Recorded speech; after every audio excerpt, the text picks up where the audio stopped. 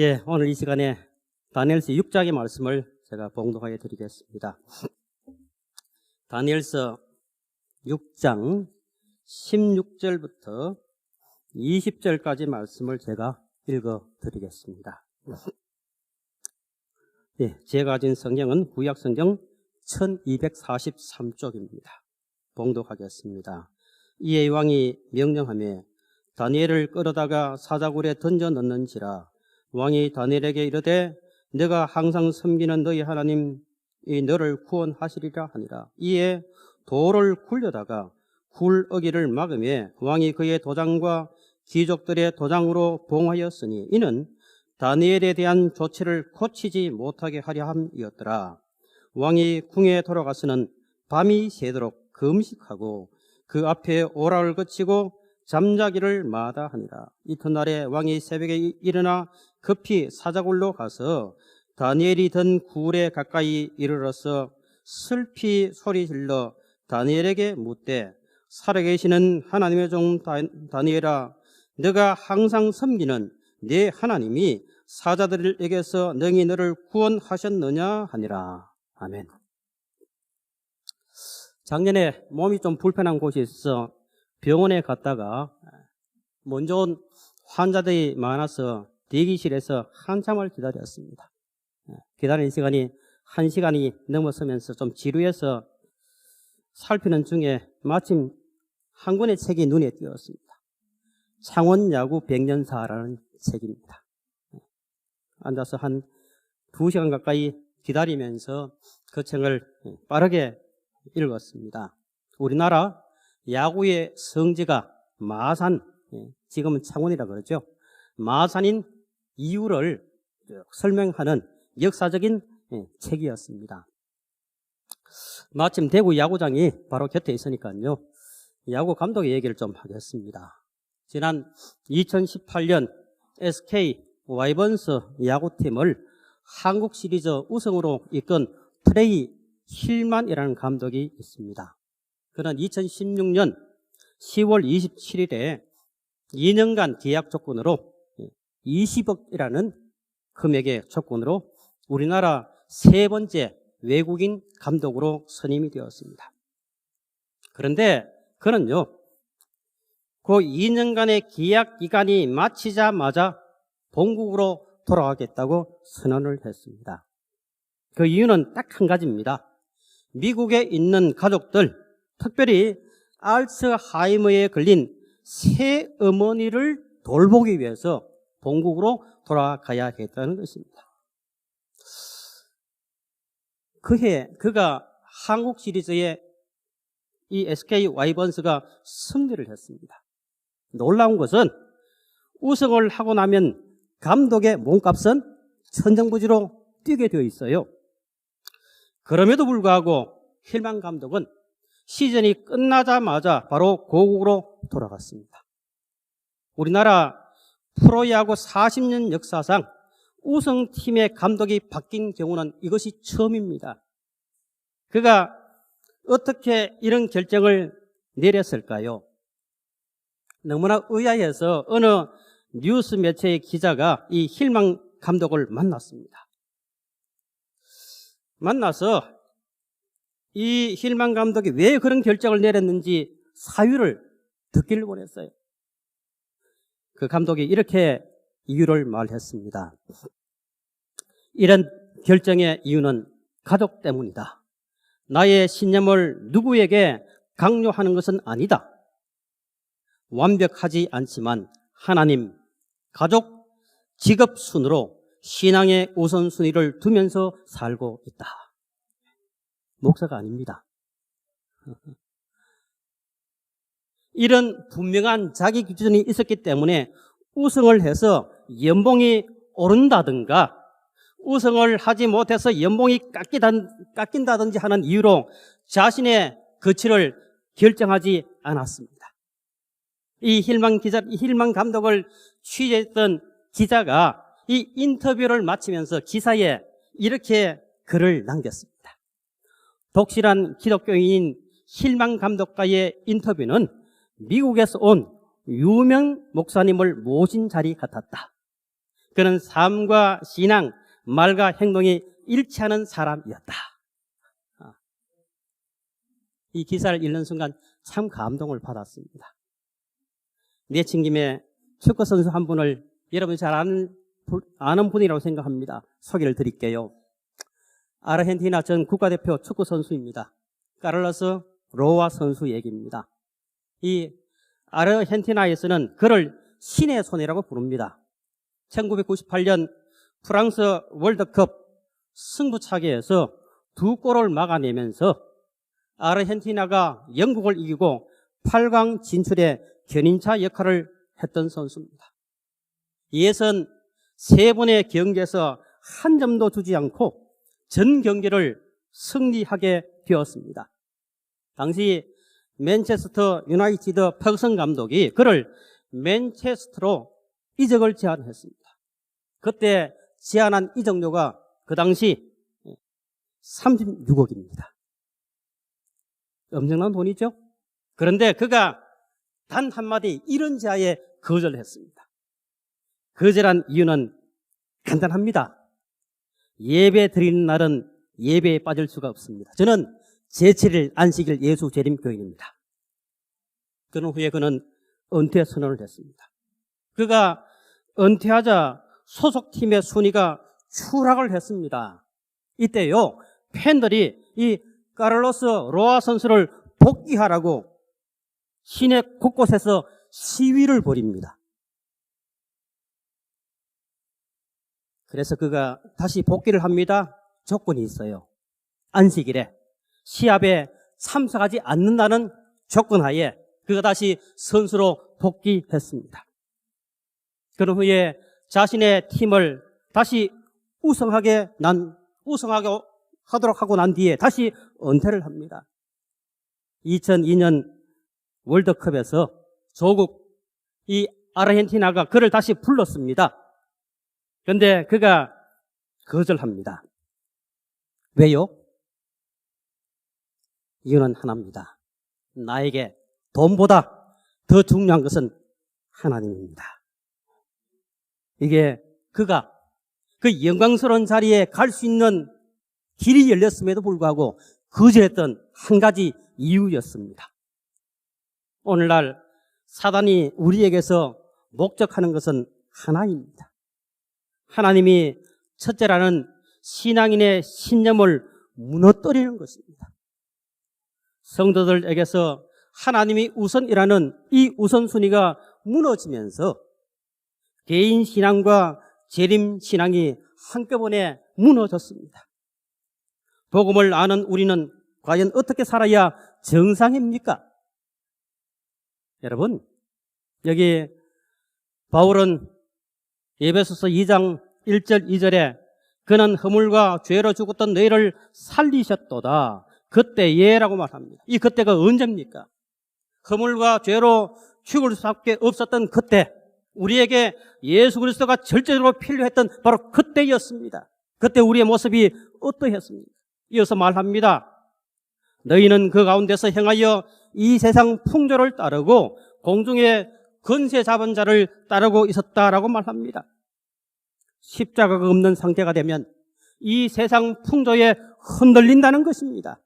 내 마음에, 우리 마음에 십자가가 사라지거나 희미해지면 세상 유혹에 쉽게 흔들립니다.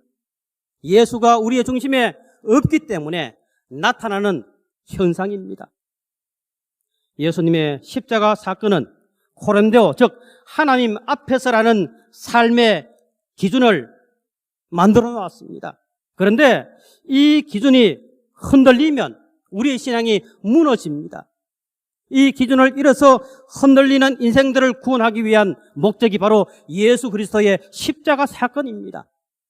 예수 그리스도로 말미암아 구원을 받았다는 확신이 여러분들에게 있다면 더 이상 신앙의 삶이 흔들리는 일이 없어야 합니다.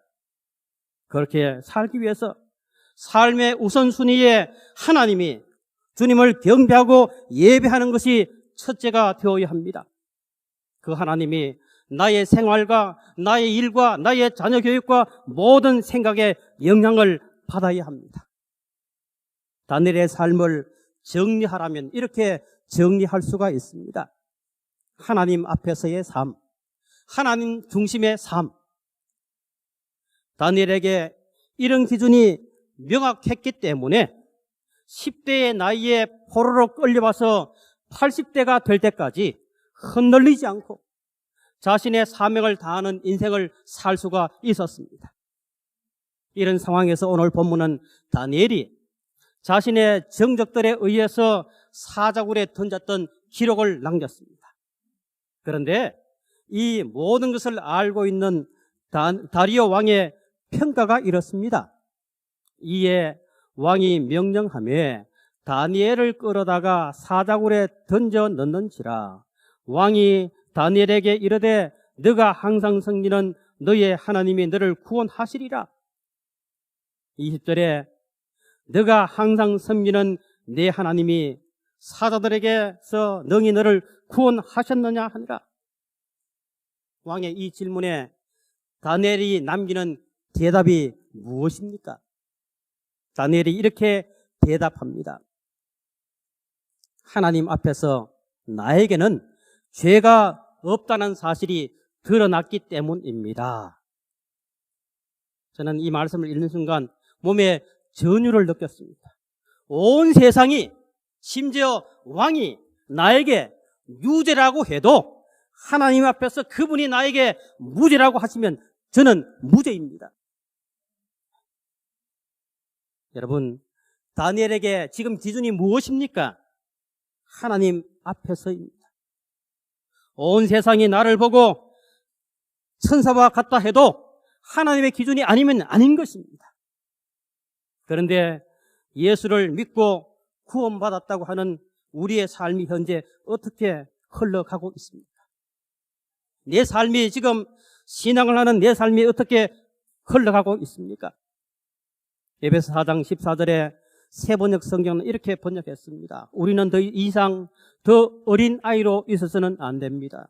우리는 인간의 속임수나 간교한 술수에 빠져서 온갖 교훈의 풍조에 흔들리거나 이리저리 밀려다니지 말아야 합니다.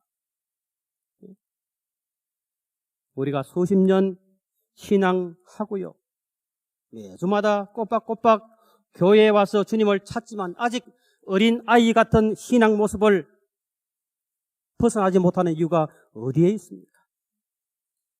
여기 사도 바울은 어린 아이와 같은 신앙인을 정의하기를 온갖 교훈의 풍조에 흔들린다고 말씀합니다. 우리가 신앙하지만 때로 이 말을 들으면 이 말이 맞는 것 같고 저 말을 들으면 저 말이 맞는 것 같아서 요동칩니다. 이것도 맞고요, 저것도 맞는 것 같습니다. 이 사람 말을 들으면 이 사람 말이 맞고 저 사람 말을 들으면 저 사람 말이 맞는 것 같아서 우리의 신앙의 삶이 요동을 합니다. 신앙의 확실한 기준이 없기 때문에 그렇습니다. 몇 년 전 로또 1등에 당첨한 한 남성이 TV에 출연했습니다. 당첨금이 무려 19억 5천만 원이었습니다. 세금을 떼고 그가 수령한 돈은 13억 5천만 원이었습니다. 6억이 세금으로 바쳐졌습니다. 꿈 같은 일이 벌어진 것입니다. 그래서 그가 평소에 소원했던 경치 좋은 곳에 집 한 채 짓고 사는 것이 꿈이었는데 남한강 옆에 땅을 구입해서 멋지게 집을 지었습니다. 소원대로 집은 지었는데요, 가정은 깨어졌습니다. TV에 출연했던 그 당시에 이혼 절차를 밟고 있다고 했습니다. 아내에게 이혼 소송을 제기하는 등 부부 사이가 원수가 되었습니다. 주변 사람들의 말에 의하면 로또에 당첨되기 전에는 부부 금실이 무척 좋았다고 합니다. 그래서 로또에 당첨이 되었을 때 부부는 서로 얼싸안고 기쁨을 나누었는데 그것 때문에 집 한 채 남기고 가정은 깨어졌습니다. 여러분, 로또에 당첨되는 것이 부럽습니까? 저는 남한강 주변에 경치가 너무너무 좋은 곳에 집 한 채 없어도 아내와 함께 행복하게 살았으면 더 좋겠습니다. 때로 우리에게 로또와 같은 일이 없는 것이 더 축복인지 모릅니다. 우리의 삶에 뚜렷한 기준과 원칙이 없으면 매일같이 로또를 구입해도 매일 꽝인 것이 오히려 축복 중에 축복이 아닐까요? 우리 삶의 우선순위가 세워지기 전에 일어나는 모든 축복은 때로 재앙이 될 수가 있습니다. 그러므로 엄청난 물질, 화려한 명예를 구하기 전에 신앙의 우선순위가 바르게 정립되어 있는지 먼저 돌아볼 수 있기를 간절히 호소드립니다.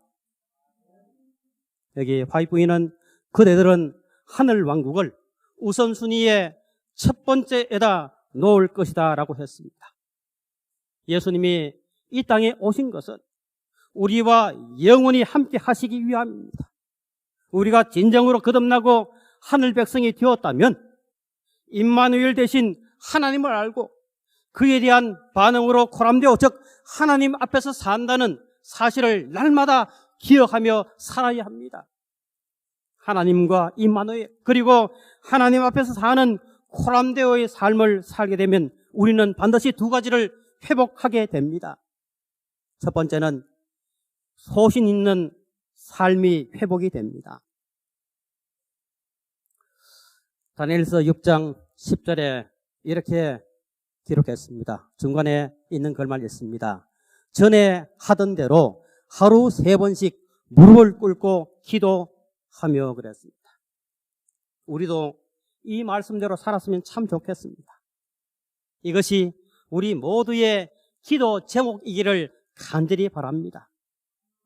온 세상이 음모를 꾸미고 모함을 하고 우리를 잡으려고 해도 하나님이 무죄라고 하시면 나는 무죄라는 다니엘의 소신이 너무 좋습니다. 이런 소신이 있어야만 감출 것 없이 수많은 정적들이 그를 눈을 부라리고 쳐다보고 있지만 전에 하던 대로 창문을 열고 하나님께 소리치며 기도할 수가 있는 것입니다. 머지않은 날 안식일은 충성의 큰 시금석이 될 것이다. 왜냐하면 안식일은 특별히 투쟁에 초점이 되는 진리가 되기 때문이다.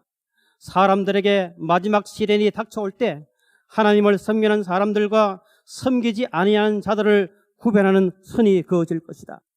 그래서 안식일을 준수하는 자들에게 핍박이 가해지고요. 계시록 13장 15절 말씀처럼 사형 명령까지 동원해서 마귀가 우리를 위협할 그날이 오게 될 것입니다. 뿐만 아니라 이 마지막 날이 다가올수록 이 땅에 전염병과 전쟁과 기근과 같은 재앙이 이어질 텐데요. 파이프인은 이렇게 예언했습니다. 그때에 이러한 재앙들이 우리들 때문에 제7일 안식일 예수 재림 교인들 때문에 임했다고 생각하여 들고 일어나 우리를 지상에서 없애버리기 위한 논의를 하겠다고 말씀했습니다. 이때에 뚜렷한 믿음의 소신을 가지지 못하는 수많은 재림 교인들이 수풍 낙엽처럼 떨어져 나갈 것입니다. 여호수아는 이렇게 고백했습니다. 너희가 섬길 자를 오늘 택하라. 나와 내 집은 여호와를 섬기겠노라 라고 고백했습니다. 기회는 지져도 기차는 간다는 말이 있습니다. 여기서 기회는 어떤 상황을 말합니까? 여러분, 우리가 많은 일로 기도해야 할 일이 참 많습니다. 제가 새벽에 교회 가서 기도할 때 어떨 때는 거의 2-3시간을 기도합니다. 왜냐하면 기도해야 할 일들이 많기 때문에 그렇습니다. 때로는 지금까지 목회하면서 거쳐왔던 교인들의 이름을 하나하나 부르면서 기도할 때가 있습니다. 그럼 서너 시간을 훌쩍 넘어갑니다. 여러분, 우리의 상황이 어떻게 변할지 모릅니다. 여러분, 그러나 우리는 상황이 어떠하든지 간에 하나님께서 원하시는 방향으로 가야 합니다. 기차는 개가 짖는다고 멈추고 개가 짖지 않는다고 가지 않습니다. 기차는 신호등만 보고 달립니다. 우리나라 동료 중에 기찻길접이라는 동료가 있습니다. 잘 아시죠? 우리 1절만 한번 같이 불러볼까요? 시작. 기차길 옆 오막살이 아기 잘도 잔다. 칙폭 칙칙폭폭 칙칙폭폭 기차 소리 요란해도 아기 잘도 잔다. 요즘 아이들은 몰라도 어른들은 다 아시는 노래입니다. 그렇죠? 그런데요, 제가 이 가사를 보면서 때로 죄책감을 느낍니다. 여기 1절 가사, 2절 가사 제일 후편에 보면 뭐라 그래요? 기차 소리 요란해도 아기 잘도 잔다. 기차가 아무리 요란하든지 말든지 아기는 자야 할 시간이 되면 자는 것입니다. 제가 보산진에 있다가 2년 만에 경주교회로 이사를 갔습니다. 제가 이사를 갈 때 경주교회는 사택과 이 중앙성 선로가 불과 4m 떨어져 있습니다. 경주역에서 기차가 출발하면 처음에는 벽이 흔들려요. 가까이 오면 이 구들이 막 흔들립니다. 매 안식일마다 설교를 하다가 제가 시계를 볼 이유가 없습니다. 45분 딱 되면 기차가 확 지나가요. 기차가 지나가면 아무리 소리를 질러도 안 들리기 때문에 멈춥니다. 그리고 난 뒤에 설교를 딱 마무리하면 정확히 12시에 딱 마칩니다. 인수인계를 받으러 갔는데요. 사택이 그러니까 제가 걱정이 되었습니다. 그때 저희 집 큰아이가 태어난 지 불과 6개월 되었습니다. 이 아이가 견딜 수 있을까? 그런데요, 저희들이 잠을 못 자지 아이는 8시 넘으면 잡니다. 아무리 기차가 다녀도 하루에 45번이 기차가 움직이는데 전혀 놀라지 않고 잠을 자요. 2절에 뭐라 그럽니까? 기차 소리 요란해도 옥수수는 잘도 큰다. 그런데요, 제가 왜 때로 죄책감을 느끼는가 하면 제 신앙의 모습이 이 기찻길 옆에 심겨진 옥수수만도 못할 때가 있기 때문에 그렇습니다. 길을 걷는데 덩치가 산만한 사람이 다가오면 경직되어서 가던 길을 멈추기도 하고요. 억울한 소리를 들으면 참지 못하고 흥분도 합니다. 25년 전에 절친한 한 친구가 제게 요청했습니다. 서목사, 목사 월급 3배를 줄 테니까 우리 회사 와서 일 좀 해주라. 흔들렸습니다. 거의 한 달간을 잠을 못 자고 기도하며 고민했던 적이 있습니다. 그러니 제 모습이 이 어린 아이보다, 옥수수보다 훨씬 더 못한 것입니다. 여러분, 이 동료 가사처럼 기차 소리가 아무리 시끄러워도 아기는 자야 할 때 자고요. 옥수수는 자랍니다. 우리는 하나님의 말씀을 따라 흔들림 없이 이 옥수수처럼, 이 어린아이처럼 한 방향으로 가야 할 길을 갈 수 있기를 간절히 바랍니다. 우리의 신앙이 그러하기를 여러분 결심하시게 되기를 간절히 바랍니다. 여러분, 우리가 많은 결심을 하고 수없이 다짐을 하지만 참 힘이 듭니다. 확고한 우리의 신앙의 기준이 없기 때문에 그렇습니다. 하나님이 내 삶의 기준이 되어야 누가 뭐라고 해도 흔들리지 않습니다. 누가 나를 무시하든지 춥게 세우든지 나는 내 속도대로 언제나 하나님 앞에서, 나를 바라보시는 하나님 앞에서 걸어가면 되는 것입니다. 그분이 나를 사랑하신다고 하시면 그걸로 만족하면 되는 것입니다. 우리를 유혹하는 세상의 것에 우리의 시선을 두지 말고 날마다 하나님만 바라보며 살아가시게 되기를 간절히 바랍니다. 이들에게 주시는 복이 있습니다. 시편 23편 4절에 해를 두려워하지 않을 것은 주께서 나와 함께 하심이라. 여러분, 여기 사망의 음침한 골짜기는 히브리어 성경은 깊은 어둠이라고 했습니다. 인생을 걷다 보면 어둠에 빠질 때가 얼마나 많이 있습니까? 저도 20대에 끝이 보이지 않는 터널을 겪었던 일이 있습니다. 8개월 동안 수술을 거듭하면서 8개월 동안 병원에서 이 고통의 터널이 언제 끝날지 모르는 그런 시간을 보냈던 적이 있습니다. 이 터널이 언제쯤 끝이 날 걸 알면 그나마 견디기가 좀 쉬울 텐데 그렇지가 않습니다. 그런데 시편 기자는 주님과 함께하는 사람에게 주는 복은 해를 두려워하지 않는 축복이라고 했습니다. 이것이 바로 삶의 우선순위에 하나님이 첫째인 사람에게 주시는 하나님의 복입니다. 여러분의 삶의 우선순위는 무엇입니까? 무엇이 여러분 삶의 우선순위에 매겨져 있습니까? 저는 여러분 언제나 하나님과 함께 하시게 되기를 바랍니다.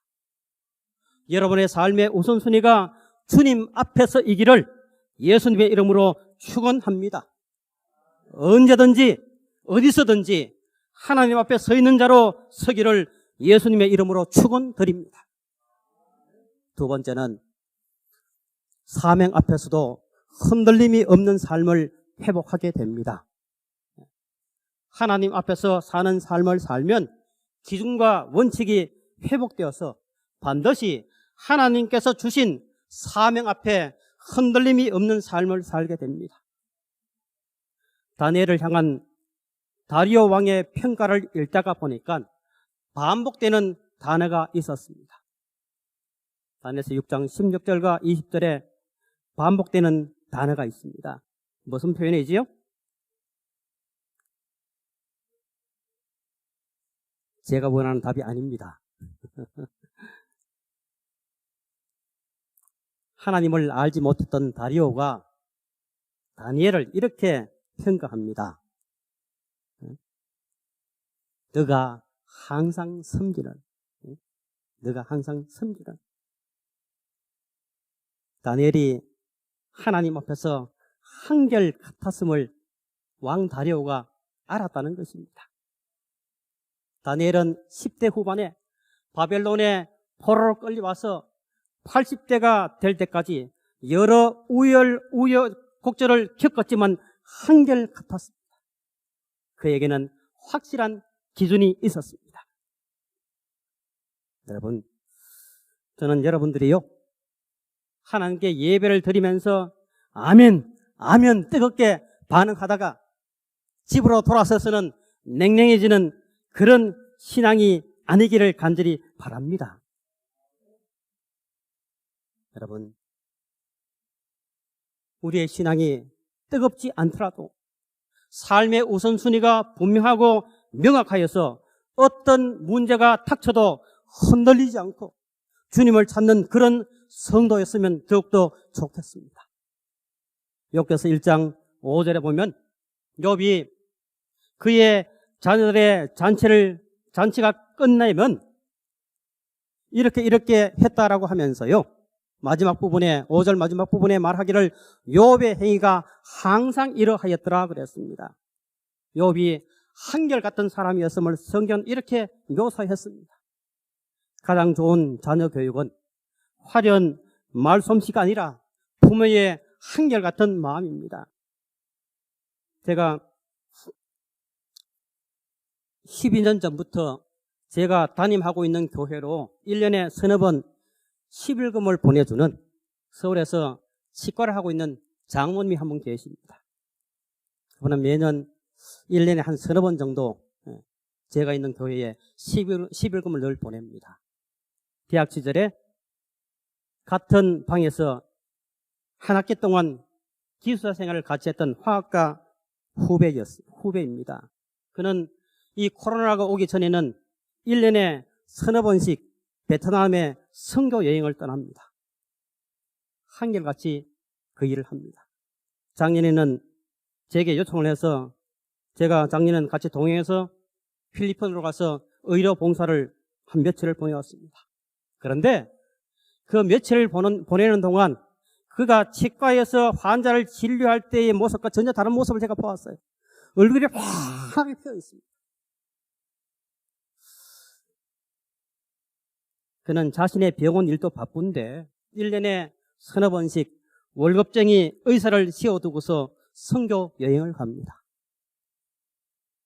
한 달에 2-3번씩 통화를 하지만 그의 머릿속은 온통 선교에 관한 얘기밖에 없습니다. 치과 의사들이 하는 일이 참 피곤한 일입니다. 하루 종일 남의 그 좁은 입 안을 들여다보면서 온갖 고약한 냄새를 맡고 침을 만지며 하루 종일 진료하고 나면 온몸이 피곤하고 나른해질만 합니다. 남들 같으면 휴가로 아주 멋진 곳에 가서 쉬고 싶겠지만 그는 그런 쉼을 포기하고 1년에 몇 차례씩 의료 선교 봉사를 떠납니다. 왜 그럴까요? 그의 마음속에 분명한 기준이 있기 때문에 하나님께서 자신에게 주신 재물과 달란트를 주신 사명을 위해 사용해야 되겠다는 분명한 확신이, 결심이 있기 때문에 그렇습니다. 디트리히트 본 헤퍼는 독일 목사님입니다. 그는 히틀러의 나치 독일을 반대하는 운동을 벌이다가 교수형으로 순교하신 분입니다. 그가 옥중에서 작시한 찬양 가운데 선한 능력으로라는 곡이 있습니다. 여러분 최근에 많이 들어보신 노래입니다. 제가 이 2년 전에 가까이 있는 범우동에 있는 범업교회 부목사님들이 했던 합창의 동영상을 제가 이 시간에 좀 여러분들에게 소개를 드리겠습니다.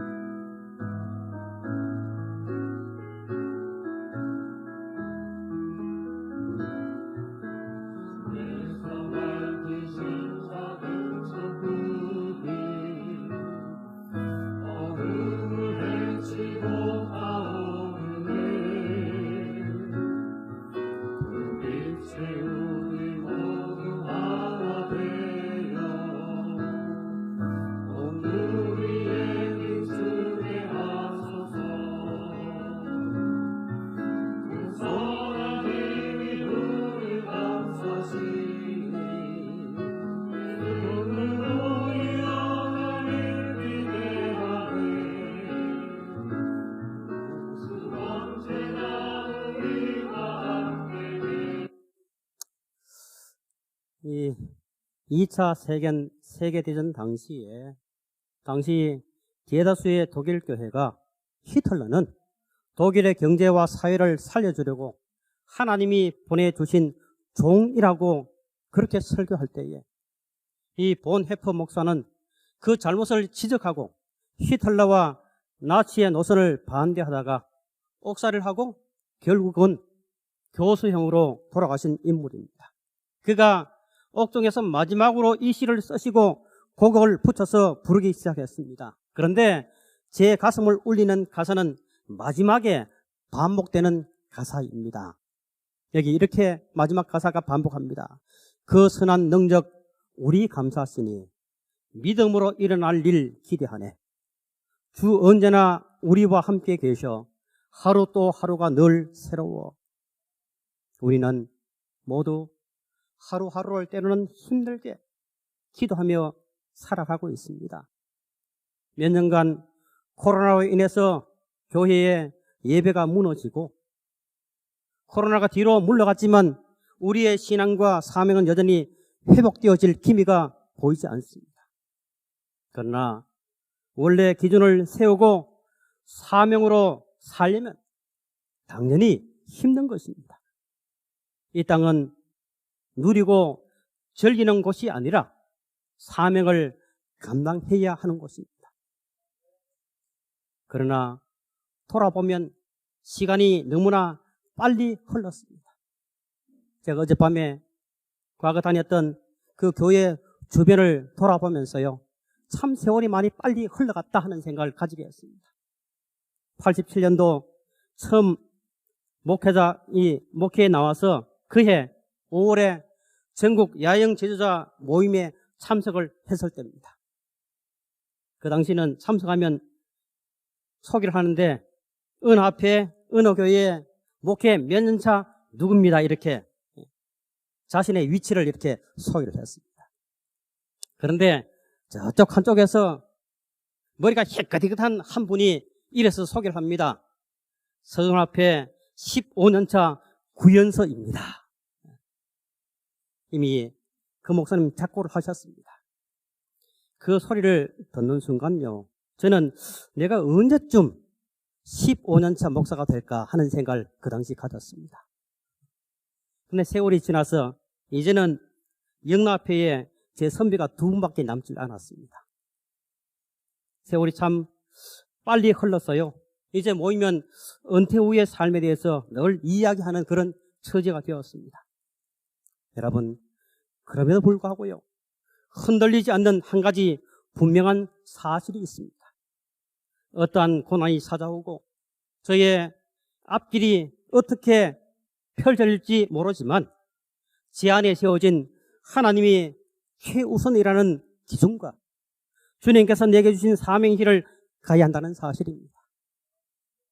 하나님께서 허락하시면 이제 몇 년 남지 않은 목회의 이 삶이 끝나면 주님께서 제게 지금까지 한 37년간 거의 제가 몸무게가 변동이 없습니다. 60kg에서 플러스 마이너스 500g을 넘어간 적이 없어요. 건강에 복을 주셨습니다. 물질적으로 주께서 조금 여유롭게 해주셨습니다. 그래서 이 목회 현장에서 떠나게 되면 제가 해외 선교에 나갈 계획을 지금부터 하고 있습니다. 왜? 제게 주신 사명을 제가 감당해야 하기 때문에 그렇습니다. 변할 수 없는 일입니다. 사랑하는 성도 여러분, 흔들리지 않는 신앙을 하시게 되기를 기도드립니다. 세상 사람들처럼 세상 재화와 명예 때문에 여러분들의 신앙의 기준이 흔들리지 않기를 기도드립니다.